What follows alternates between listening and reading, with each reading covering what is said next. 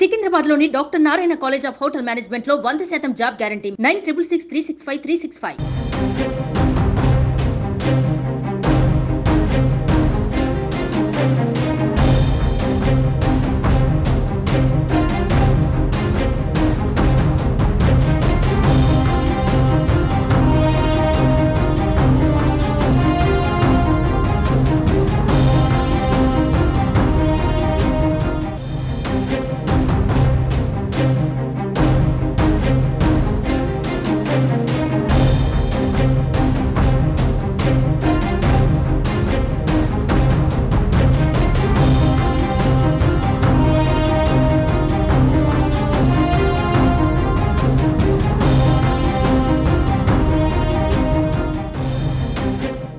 ఆంధ్రప్రదేశ్లో ఎన్నికల అనంతరం హింసపై కేంద్ర ఎన్నికల సంఘం సీరియస్ అయింది.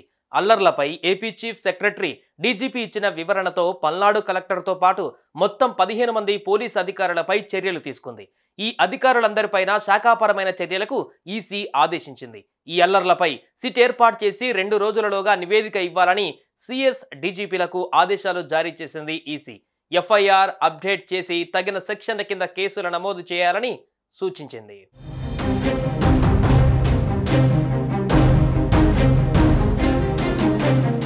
ఏపీ ఎన్నికలలో సీఎస్ డీజీపీల పనితీరుపైన ఈసీ అసంతృప్తి వ్యక్తం చేసింది. పోలింగ్ రోజున అనంతరం ఏపీలోని పలు ప్రాంతాలలో హింస చెలరేగడంపై ఈసీ తీవ్ర ఆగ్రహం వ్యక్తం చేసింది.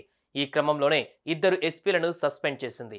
మరో కలెక్టర్ ఎస్పీలను ట్రాన్స్ఫర్ చేస్తూ వారిపై శాఖాపరమైన చర్యలు తీసుకోవాలని ఆదేశాలు జారీ చేసింది. అంతేకాకుండా 3 జిల్లాల డీఎస్పీలపైన వేటు వేసింది. పల్నాడు ఎస్పీ బిందు మాధవ్, అనంతపురం ఎస్పీ అమిత్ బర్ధర్ను సస్పెండ్ చేసింది EC. Tirupati SP Krishnakanth Patel, Palnadu collector Lotheti శివశంకర్లపైన బదిలీ వేటు వేసింది. 3 జిల్లాలలో మొత్తం 12 మంది ఎస్ఐలపైన వేటు వేసిన కేంద్ర ఎన్నికల సంఘం వారిపై శాఖాపరమైన చర్యలకు ఆదేశాలు ఇచ్చింది.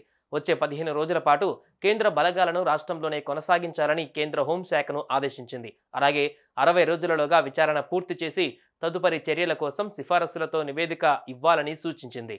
తమ ఆమోదం లేకుండా సస్పెన్షన్ ఎత్తివేయకూడదని, శాఖాపరమైన చర్యలు నిలిపివేయకూడదని పేర్కొంది.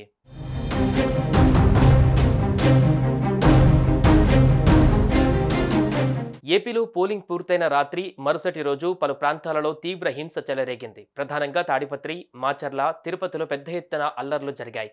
ఈ అల్లర్లలో 100 మందికి గాయాలయ్యాయి. తిరుపతి, తాడిపత్రిలో పోలీసులు గాల్లోకి కాల్పులు జరిపిన పరిస్థితి కూడా ఉంది. తాడిపత్రి, మాచర్ల ప్రాంతాలలో ప్రస్తుతం 144 సెక్షన్ కొనసాగుతుంది.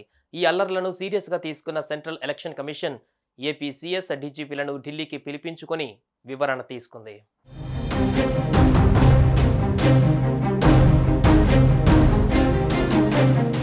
సుమన్ టీవీలో మీ పర్సనల్ అండ్ బిజినెస్ ప్రమోషన్స్ కోసం కింది నెంబర్కి కాంటాక్ట్ చేయండి.